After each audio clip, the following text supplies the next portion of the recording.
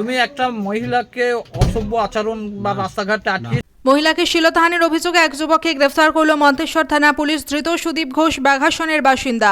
থানা সূত্রে জানা গিয়েছে, রবিবার সন্ধ্যা নাগাদ ওই মহিলা পাড়ার রাস্তা ধরে যাওয়ার সময় সুদীপ তার হাত ধরে টানাটানি করে, অশালীন আচরণ করে, এমনটাই অভিযোগ।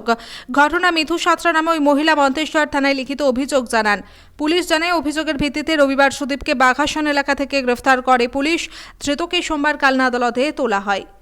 জ্যোতির্ময় মণ্ডলের রিপোর্ট, সুন্দর বাংলা নিউজ। তুমি একটা মহিলাকে অসভ্য আচরণ বা রাস্তাঘাটে আটকিয়েছিলে? না না, কি হয়েছে তোমার সঙ্গে?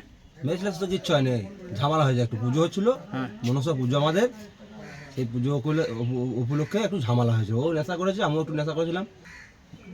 তাকে মারধর করেছো? মারধর হ্যাঁ করেছো? হ্যাঁ, একটু ও করেছে, আমরাও করেছি। আমার আঙুলটা ভেঙে দিয়েছে। মারধর। তা কি নাম তোমার? আমার নাম সুদীপ ঘোষ, কোন থানার পুলিশ ধরেছে? মন্তেশ্বর। মন্তেশ্বর থানা। কোথায় নিয়ে যাচ্ছে এখন? এখন কানলা নিয়ে যাচ্ছে বুঝে। কানলা নিয়ে যাচ্ছে। কবে হয়েছিল ঘটনা? কালকে কালকে হয়েছে। তোমার বাড়ি কোথায়? হ্যাঁ, বাগাতন।